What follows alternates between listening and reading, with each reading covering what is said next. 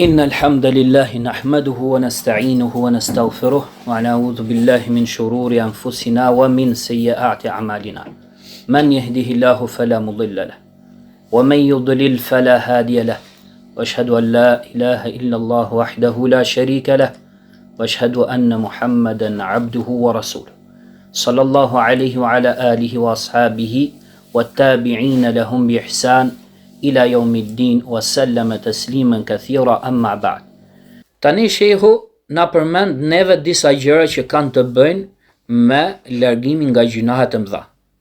Që besimtari thot, ti largohet gjunaheve të mëdha, ai duhet patjetër thot të plotsoj katër gjëra.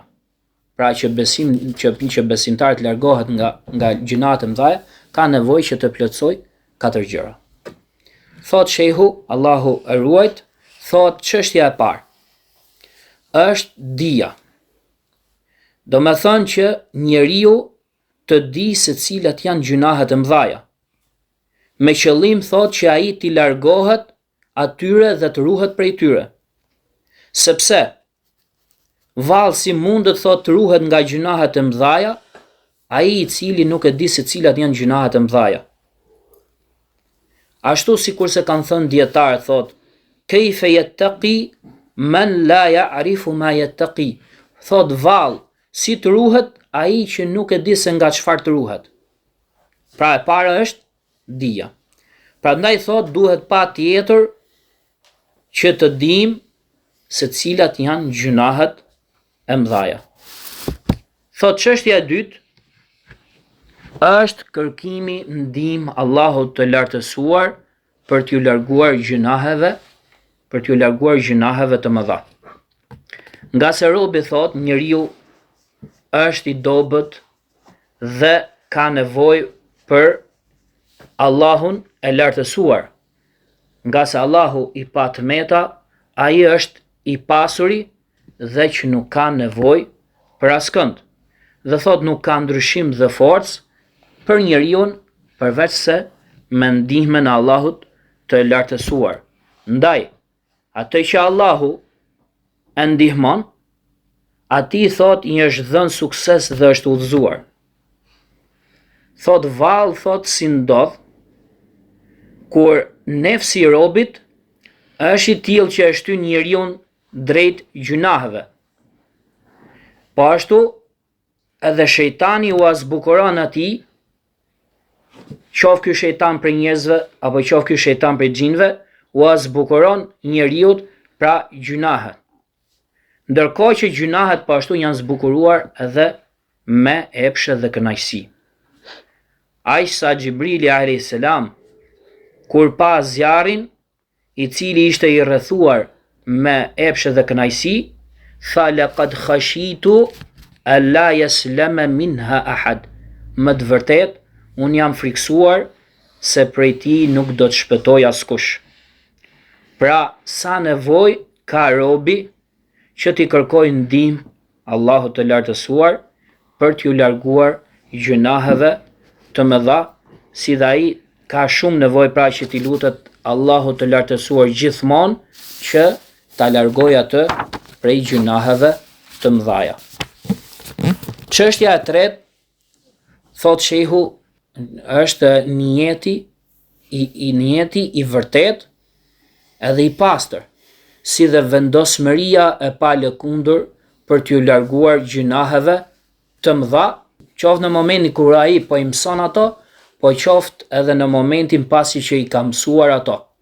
Sepse disa njerëz, thot shehu, bëjnë jetë kur mësojnë se cilat janë gjunahet e mëdha, pra i mësojnë ato me niyetin për t'i ditë kush janë gjunahet e mëdhaja me qëllim që ai të bëjë gjunahet e vogla. Mirë po shehu thot kjo është gabim dhe është gjunah në vetvete. Sepse gjunahet e vogla janë thot gjunah dhe është obligim që ato të mos veprojnë dhe të braktisen. Dhe thot është ndaluar, pra është haram veprimi i tyre dhe ato janë kundërshtim për ndaj Allahut të lartësuar. Për këtë arsye, thot shehu, është thënë la tanzur ila sigharil ma'siyah. Thot mos shiko tek vogëlsia e gjunahut. Walakin unzur ila azamati man asait. Por se shiko tek madhështia e atij të cilit ti e kundërshton. Ashtu sikurse këmbgulja në gjunahe mund ta bëj atë një gjunah të madh, ose mund bëhet pra pengesë për shlyerjen e gjunaheve me vepra të mira dhe të ngjashme me to. Ndaj, thot shehu, ka thënë Ibn Abbasi radiallahu anhuma, la kabiratan ma istighfarin, wa la saghiratan ma israrin. Thot nuk ka gjuna të madh me kërkim falje. Pra nëse robi kërkon falje Allahut, nuk mbeten më gjuna të mëdhaja. Momentin që ai pendohet tek Allahu i kërkon falje atij, Allahu është falës, mëshirues e fal atë. Prandaj thot la kabira ma istighfar, nuk mbetet gjuna të madh pra aq kohë sa robi kërkon falje. Thot wala saghira ma israr, dhe nuk ka gjuna të vogël duke këmbgulur në gjunahe. Pra një njeri i cili këmbgul në gjunahe të vogla vazhdimisht, atëherë ky nuk mbetet me një gjunah i vogël, por se ky kthehet në një gjunah të madh. Prandaj thot nuk ka gjunah të vogël me këmbgulje. Prandaj kjo është diçka që domethënë çdo musliman, çdo besimtar duhet, si të thush, të analizoj veten e tij dhe të bëj kujdes që mos këmbguli në gjunahe, por se t'i kërkoj falje Allahut të lartësuar dhe të ruhet si nga gjunahet të mëdha, po ashtu edhe nga gjunahet e vogla. Edhe këtë e therr të Ibn Abbasit radiallahu anh, shehu thot që ka transmetuar Ibn Gjeriri, Ibn Mudhiri e tjerë. Vazhdon shehu dhe thot ashtu sikur se thot gjunahu i vogël. Nëse ati i bashkangjitet një gjuna tjetër i vogël, pastaj thot i bashkangjitet thot një gjuna tjetër i vogël, atëherë këto thot e forcojnë atë dhe zmadhohet për shkak të kësaj thot ndikimi i gjunahut. Ka thënë pejgamberi sallallahu alaihi wasallam, innal mu'mina idha adhnaba kanat nuktatun sauda fi qalbihi, fa in taba wa naza' wastaghfar suqila qalbuhu, wa in zadat hatta ya'lua qalbuhu, dhaka ar-raynu alladhi dhakara Allahu azza wa jalla fi al-Qur'ani, kalla bal rana ala qulubihim ma kanu yaksibun. Thot me të vërtet besimtari kur bën një gjunah, atëherë thot bëhet një pikë zezë në zemrën e tij. Nëse ai pendohet dhe heq dorë dhe kërkon falje, atëherë thot pastrohet zemra e tij. Ama thot nëse ai i shton gjuna, nëse ai thot i shton gjunahet, atëherë shtohen këto pika të zeza në zemrën e tij, derisa thot zemra e tij të nxihet plotësisht, dhe pikërisht kjo është nxirja thot të cilën e ka përmendur Allahu i lartësuar në Kur'an, ku thot kalla bal, jo përkundrazi, rana ala qulubihim ma kanu yaksibun, ajo çfarë ato punonin u nxin zemrat atyre. Pra gjunahet çfarë bëjnë? E nxin zemrën e njeriu, e kaplojnë atë derisa pra bëhet dhe kthehet zemra që nuk di se ç'është e mira dhe çfarë është e keqja. Prandaj thot shehu, prandaj dikush thot ka thënë, khalli dhunuba saghiraha wa kabiraha fa huwa at-tuqa, wasna' kamashi fawqa ardi ash-shawqi yahdharu ma yara, la tahkiranna saghiratan inna al-jibala min al-hasa. Thot lëri braktisi gjunahet, të voglat dhe të mëdhaja thot, sepse kjo është thot devotshmëria. Thot vepro sikurse ai që ecën thot në një tokë me ferra apo me gjemba, i cili ruhet nga ajo që shikon thot. dhe mos neglizho asnjë gjuna, sepse thot mali është i përbër nga guraleca. Pra kjo është një shembull që tregon se gjunahet nuk duhen të neglizhuar edhe nëse ato janë gjunahet e vogla, sepse gjunahet kur grumbullohen, ato pastaj siç e tham zhdorohen në gjunahet të mëdha dhe kjo bën pastaj që njeriu të shkatërrohet dhe të përfundojë në zjarrin e xhehenemit pa e kuptuar dhe pa e hetuar ai. Prandaj, ashtu sikurse shehu e ka përmendur këto vargje, ashtu kemi dhe pra në popullin ton fjalë të cilat tregojnë po për të njëjtin kuptim, sikurse thon gur gur bëhet kalaja. Pra mos e neglizho, sepse një gur, dy gur kur mblidhen bashk, ato bëjnë diçka të madhe, kështu edhe gjunahet nuk duhen neglizhuar. Ndaj thot shehu, duhet thot që besimtari kur t'i mësoj se cilat janë gjunahet e mëdha, mos jetë qëllimi i tij që ai të veprojë gjunahet e vogla.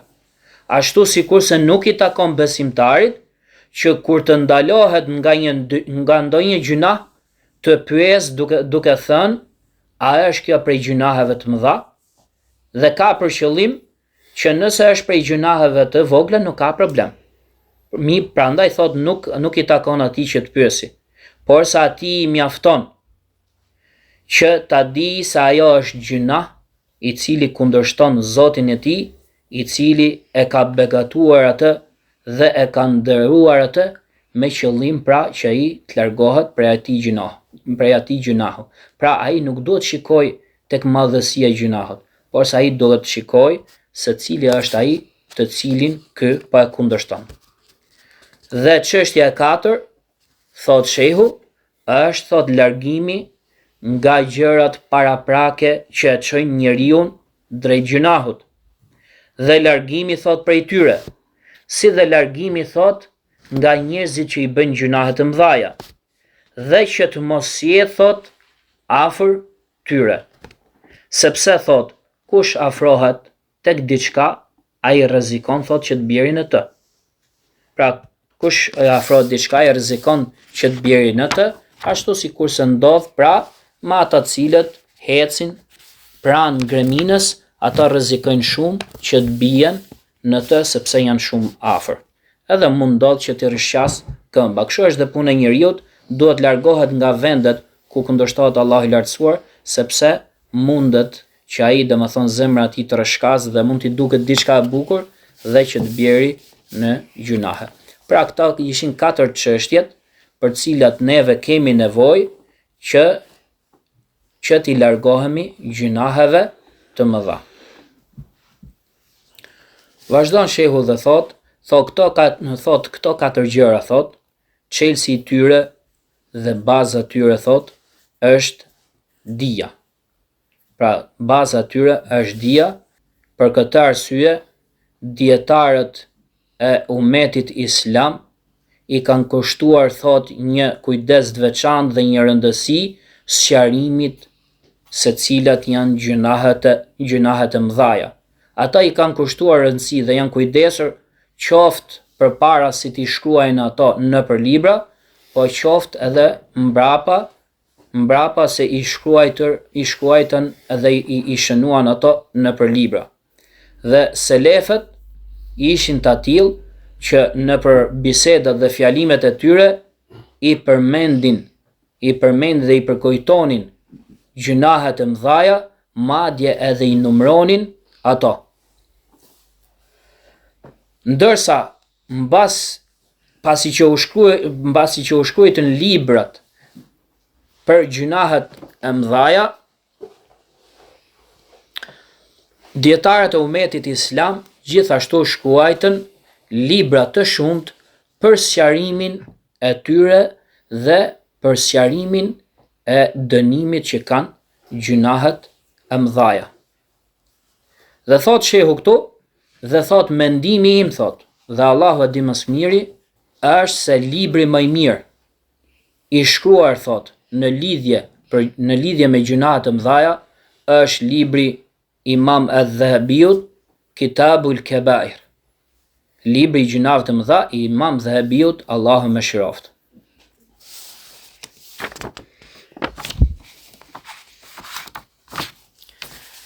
Këtu shehu na sqaron neve se thot Imam Dhahabiu, Allah më shëroft, thot nuk ka dashur thot që t'i kufizoj në numër gjunahet të mëdha në këtë libër.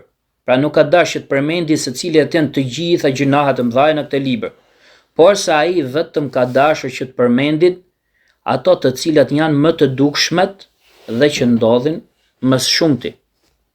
Dhe ai në fund e ka mbyllur thot librin e tij me një kapitull në të cilin thot përmend disa gjëra ku ka shumë mundësi që ato gjëra të jenë dhe të llogariten prej gjunaheve të mëdha. Ai thot aty, pra në këtë kapitull ka përmend 51 gjunahe thot, të cilat kanë shumë mundësi që të llogariten prej gjunaheve të mëdha.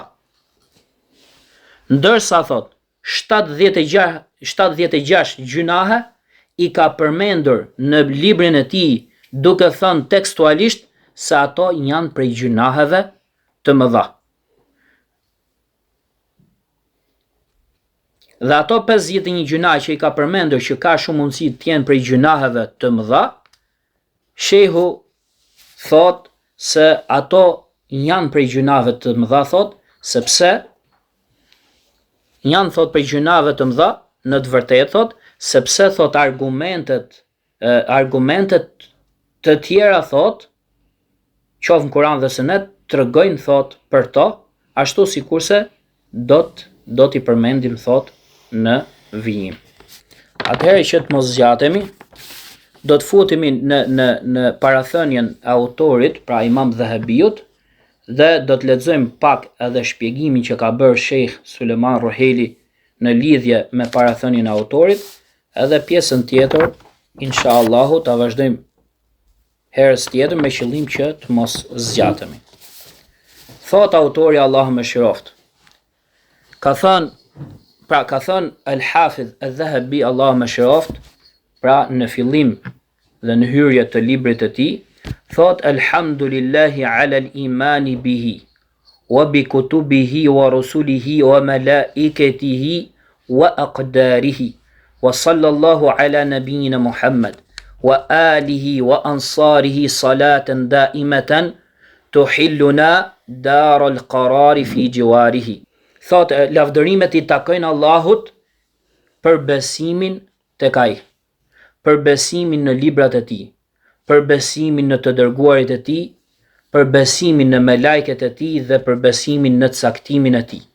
Lëvdata shumë qoftë mbi pejgamberin ton Muhammedin, mbi familjen e tij dhe mbi ndihmuesit e tij, lavdërim i përhershëm që na vendos neve në shtëpinë e përhershme pranë tij.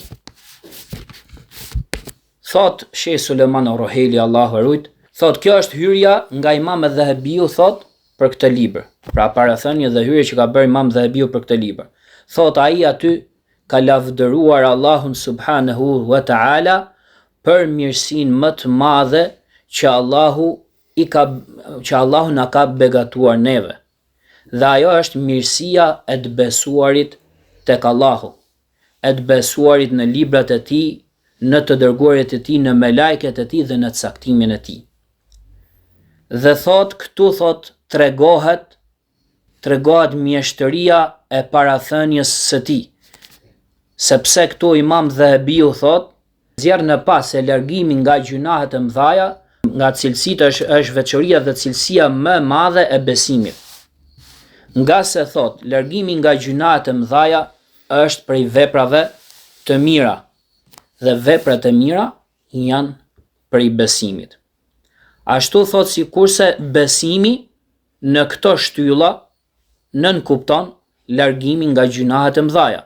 Ndaj kush e beson Allahun, kush beson në librat e tij, kush beson në të dërguarit e tij dhe në melajket e tij, si dhe në caktimin e Allahut, ai patjetër thot do të jetë i friksuar që të shkojë tek Allahu, dhe patjetër ai do të shpresoj, pra do të ketë shpresë për mëshirën e Allahut të lartësuar, dhe kjo thot nënkupton në mënyrë të vendosur që ai të largohet nga gjunahet e mëdha. Ç'do të thotë kjo? Do të thotë që njeriu kur friksohet, ka frikë nga Allahu i lartësuar që dali para tij. Por se ka edhe shpresë për faljen e Allahut. Ai largohet dhe tregohet i vendosur dhe i bindur për t'u larguar nga gjunahet e mëdha. Ndërsa një njeri që ka frikë, ai ngelet. Ndërsa edhe një njeri tjetër që ka vetëm shpresë dhe ai ngelet në mes të rrugës, edhe nuk vazhdon përpara. Po njeriu ka nevojë për frikë dhe shpresë me qëllim që t'ja kaloj me sukses pra. Thot autori, lëvdata e shumt qoftë mbi pejgamberin ton Muhammedin, mbi familjen dhe ndihmuesit e tij. Thot ndihmuesit e tij janë ata të cilët kanë besuar tek ai. Kanë besuar në atë çka ai ka njoftuar dhe i janë bindur atij në atë çka ai ka urdhëruar. Si dhe i janë larguar asaj ndaj secilës ai ka ndaluar dhe ka qortuar. Tu shehu, Allahu e ruajt, na tregon neve se ndihmuesit e pejgamberit sallallahu alaihi wasallam janë dy kategori. Dhe thot se kategoria e parë janë sahabët, janë shokët e të dërguarit të Allahut sallallahu alaihi wasallam. Dhe thot se ata janë njerëzit më të mirë të umetit mbas pejgamberit sallallahu alaihi wasallam.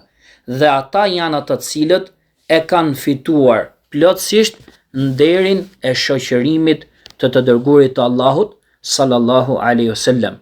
Ndërsa thot kategoria e dytë e ndihmuesve të pejgamberit sallallahu alaihi wasallam thot janë vëllezërit e tij. Janë ata të cilët kanë besuar tek ai. Kanë besuar tek ai dhe nuk e kanë parë atë. E kanë dashur atë, pra kanë pasur dashuri për atë dhe e kanë besuar atë në atë gjë që ai ka njoftuar, si dhe i janë bindur atij në atë gjë që ai ka urdhëruar, si dhe i janë larguar asaj ndaj secilës ai ka ndaluar dhe ka qortuar.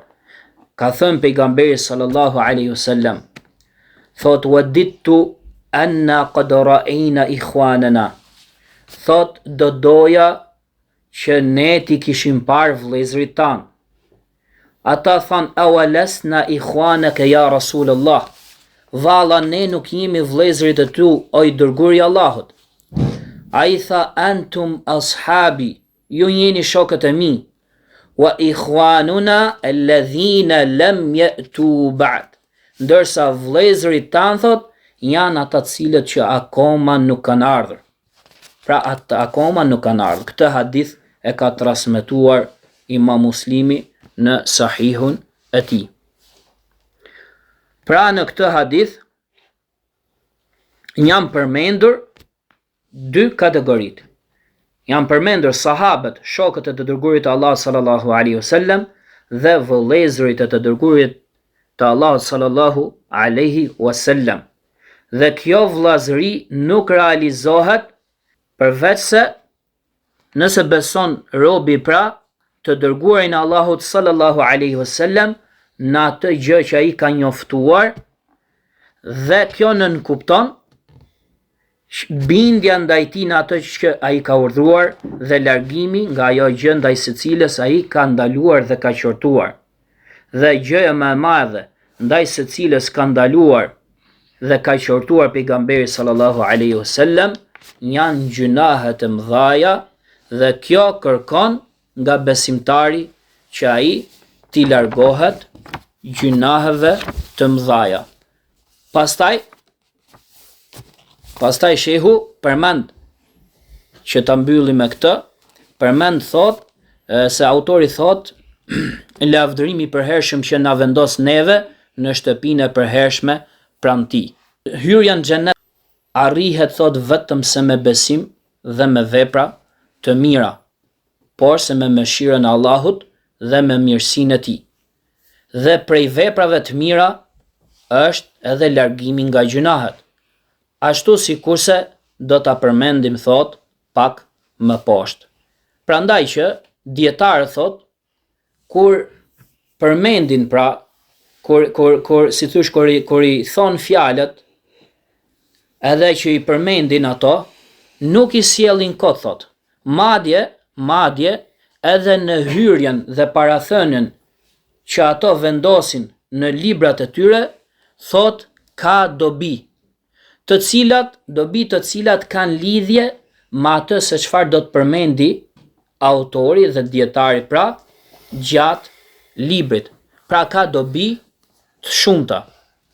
Atëherë le të mjaftohemi me kaq për sot, pasi shehu Allahu e ruajt, edhe pse pjesën tjetër do ta përmendim më vonë, pra në mësimet e ardhshme, por se mjaftohemi me kaq dhe nga se shehu thot se unë thot gjithmonë u them studentëve që të lexosh thot disa rrjeshta të cilat i kupton dhe i mëson ato, është më e mirë për ty se sa të lexosh një libër të plot ku në përfundimin e tij të dalësh ashtu sikur se ke hyrë në fillimin e tij, thot. Dhe thot ti nuk do të fitosh asgjë tjetër përveç shpërblimit, ndërsa dijen nëse fiton do të fitosh prej saj vetëm pak. I lutem Allahut të lartësuar që të na begatoj të gjithëve dhe të na jap sukses për fitimin e dijes së dobishme. Wa sallallahu ala nabina Muhammad wa ala alihi wa ashabihi ajma'in.